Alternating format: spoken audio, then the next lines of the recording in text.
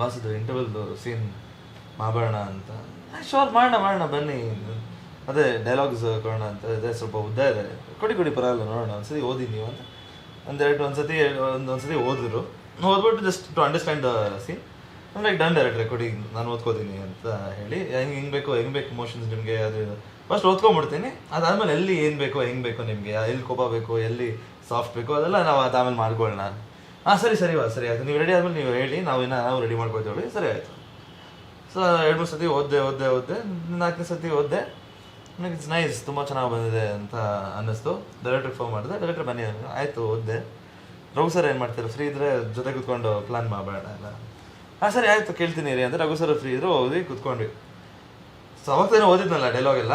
So ನಾನು how I remember my dialogues is 1 ಪಾಯಿಂಟ್ನಿಂದ 1 ಪಾಯಿಂಟ್ವರೆಗೂ ನನ್ನ ತಲೆ ಸ್ಟೋರಿ ಮಾಡ್ಕೊಂಡ್ಬಿಡ್ತೀನಿ ನಾನು. ಸೊ ಈ ಫಸ್ಟ್ ಸ್ಟೋರಿ ಇದು, ಈ ಸ್ಟೋರಿ ಆಗಿದ ತಕ್ಷಣ ಸೆಕೆಂಡ್ ಸ್ಟೋರಿ ಇವ್ರದ್ದು ಬರುತ್ತೆ, ಥರ್ಡ್ ಸ್ಟೋರಿ ಹಿಂಗೆ ಬರುತ್ತೆ ಅಂತ. That's way I remember things. So ಹೋದೆ, ರಘು ಸರ್ ಹತ್ರ ಕೂತ್ಕೊಂಡು ಅವ್ರು 1 ಸತಿ 2 ಸತಿ ಓದಿದ್ವಿ ಡೈಲಾಗ್ಸ್ ಎಲ್ಲ. ಅಲ್ಲ ಇದು ಈ ಪಾಯಿಂಟು ಲಾಸ್ಟಲ್ಲಿ ಬಂದರೆ ಚೆನ್ನಾಗಿರುತ್ತೆ, ಇದೇ ಥರ ಮೇನ್ ಪಾಯಿಂಟ್ ಇರೋದು, ನಮ್ಮ ಕಥೆನೇ ಇದೆ ಅಲ್ಲ. ಸೊ ಅದು ಲಾಸ್ಟಲ್ಲಿ ಇಂಪ್ಯಾಕ್ಟ್ ಇರಬೇಕು, ನಮ್ಮ ಮಧ್ಯೆಯಲ್ಲಿ ಹಾಕ್ಬಿಟ್ರೆ ಹೌದಲ್ವಾ ಕರೆಕ್ಟ್ ಆಯ್ತು ನಿಮಿಷ ಅಂತ ಈ ಡೈಲಾಗ್ ಚೇಂಜ್ ಮಾಡಿ ಲಾಸ್ಟಿಗೆ ಹಾಕಿದ್ರು. ಲಾಸ್ಟಲ್ಲಿ ಇರೋ ಮಧ್ಯದಲ್ಲಿ ಹಾಕಿದ್ರು. ನನಗೆ ಟೆನ್ಷನ್, ಓದ್ಕೊಂಡಲ್ಲಪ್ಪ